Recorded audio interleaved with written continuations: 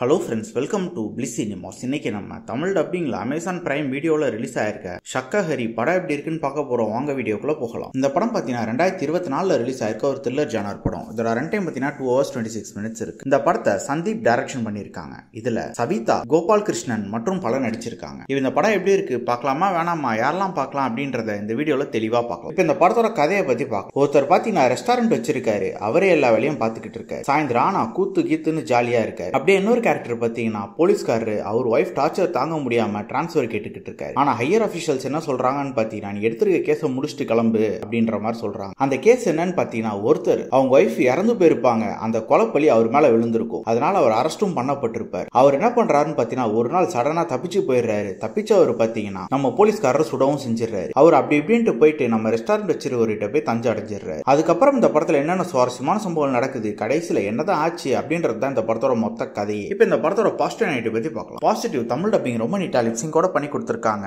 Story plot பொறுத்தளவு பாத்தீங்கன்னா ஒரு இன்ட்ரெஸ்டிங்கான ஸ்டோரி பிளாட் தான் இது. ஒரு கிரைம் த்ரில்லர் ஜானருக்கு என்ன ஸ்டோரி பிளாட் வேணுமோ அது நீட்டா எடுத்திருக்காங்க. அத பெர்ஃபார்மன்ஸ்ல 3 பேருமே தரமான ஒரு பெர்ஃபார்மன்ஸ் கொடுத்திருக்காங்க. மத்த எல்லாருமே கொடுத்துற ரோல ரொம்ப நீட்டாவே பண்ணி கொடுத்திருக்காங்க. படத்துல வர த்ரில்லர் போர்ஷன்ஸ் எல்லாம் பாத்தீங்கன்னா ஓரளவு ஒர்க் அவுட் ஆயிருக்குன்னே சொல்லலாம். டெக்னிக்கல் ஆஸ்பெக்ட்ஸ்லயும் படம் நல்லாவே இருக்கு. ஆனா என்ன மினிமம் பட்ஜெட்ல எடுத்திருக்காங்க, அதுக்கேத்த அளவு நல்லாவே இருக்கு. சினிமோகிராஃபிலாம் பரவாயில்ல பண்ணி கொடுத்திருக்காங்க. சவுண்ட் எஃபெக்ட்ஸ், பிஜிஎம் எல்லாம் நல்லா. இவங்க ரைட்டிங்ல பயங்கரமா கோட் அவுட் இருக்காங்கன்னே சொல்லலாம். ஒரு சூப்பரான ஸ்டோரி பிளாட் எடுத்து ஸ்கிரீன் பிளேல பயங்கர ஸ்லோவா எழுதி எடுத்திருக்காங்க. இன்னும் கொஞ்சம் விறுவிறுன்னு எழுதி எடுத்திருந்தாங்கன்னா அந்த படம் வேற லெவல்ல ஒரு படமா வந்திருக்கும். ஓவராலா பார்த்தீங்கன்னா அந்த படம் ஒரு ஒன் டைம் வாட்சபிள் படம் தான். வேணும்னா ட்ரை பண்ணி பாருங்க. படத்துல மைல்டான அலர்கன்ட் இருக்கு. ஸோ ஃபேமிலியோட பார்க்கலாமா வேணாமா டிசைட் பண்ணிக்கோங்க. இன்னொரு வீடியோல சந்திக்கலாம். தேங்க்யூ.